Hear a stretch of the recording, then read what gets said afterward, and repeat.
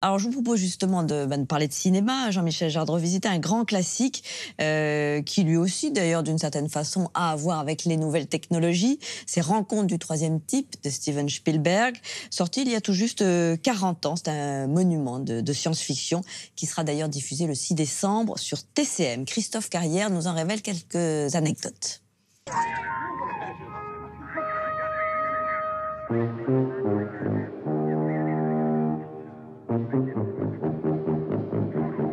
En 1978, Steven Spielberg lance sa campagne pro-extraterrestre avec Rencontre du troisième type.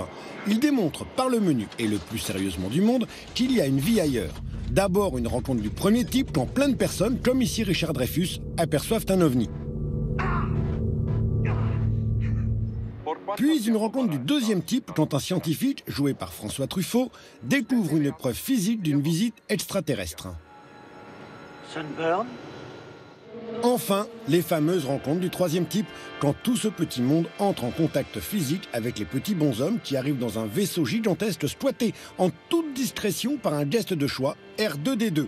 Mais si, regardez, il est là à l'envers, petit clin d'œil de Spielberg à son pote George Lucas.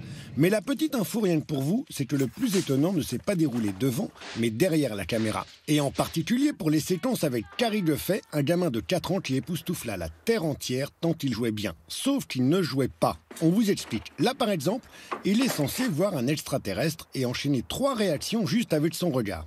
L'air circonspect est obtenu grâce à l'apparition hors champ d'un clown. Il tourne la tête et, toujours hors champ, il aperçoit un homme déguisé en gorille. Quand celui-ci retire sa fausse tête, le gamin est soulagé et amusé.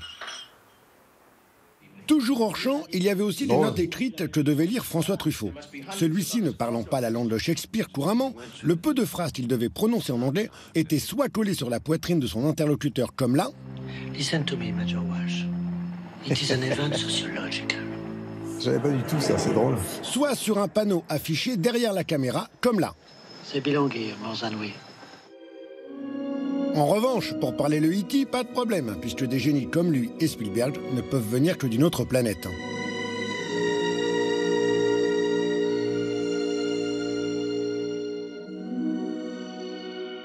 Vous aimez la science-fiction au cinéma ?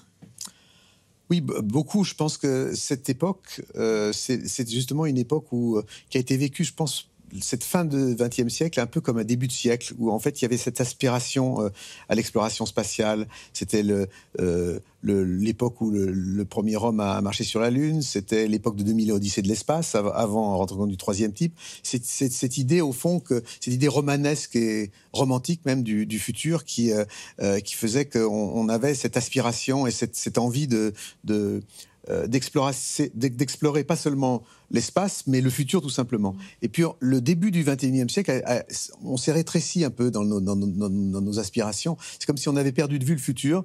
Et je pense qu'on le retrouve depuis peut-être une dizaine d'années, avec notamment dans le cinéma, avec des nouveaux films de science-fiction tels Interstellar, Gravity, Le First Man qui vient de sortir maintenant, et puis Ghost in the Shell aussi, et puis des gens comme Elon Musk ou Jeff Bezos qui redonnent cet élan à l'humanité de vouloir conquérir l'espace, explorer l'espace. Et je pense il y a une sorte de retour vers le futur, je dirais, aujourd'hui. Mais l'image, et on l'a dit tout à l'heure, est très présente dans vos concerts. Est-ce que le cinéma en général, oui, vous a influencé, bien sûr, quand vous avez cherché à illustrer ces concerts ou en tout cas à les animer? En fait, quand j'ai commencé, il y avait peu de modèles dans la musique électronique, puisque j'étais là au départ. Donc mes influences, elles viennent plus de la littérature et du cinéma, et notamment d'un film comme 2000 Odyssée de l'espace, qui a été vraiment fondateur pour moi. Je me souviens que quand il est sorti, je suis allé, c'est la seule fois de ma vie que je l'ai fait, je suis allé voir ce film tous les jours pendant une semaine, tous les soirs.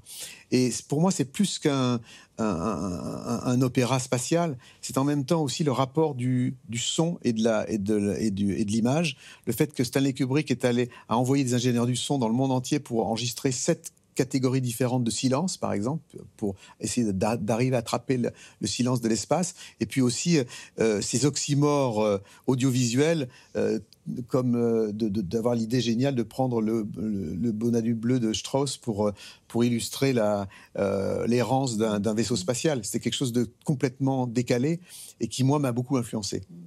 C'est une vie particulière que vous avez vécue, Jean-Michel Jarre, avec ces concerts dans le monde entier, mais qui demandaient bien sûr des jours d'organisation, de présence.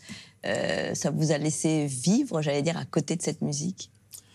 Bah c'est compliqué de toute façon d'avoir effectivement une vie privée apaisée avec des aventures qui s'apparentent au fond de tourner Apocalypse Now en une nuit, mais avec beaucoup de préparation.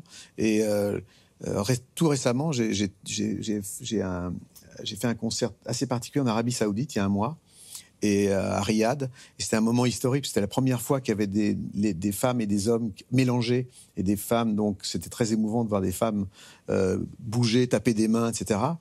Et je pense que j'ai toujours été dans ma vie, moi, contre toute forme de boycott. Je pense que c'est très important d'aller justement dans les pays qui ne jouissent pas. Pour les aider et puis surtout qui ne jouissent pas nécessairement des mêmes conditions et des mêmes conditions de liberté que nous. Et du coup, ce serait une double punition.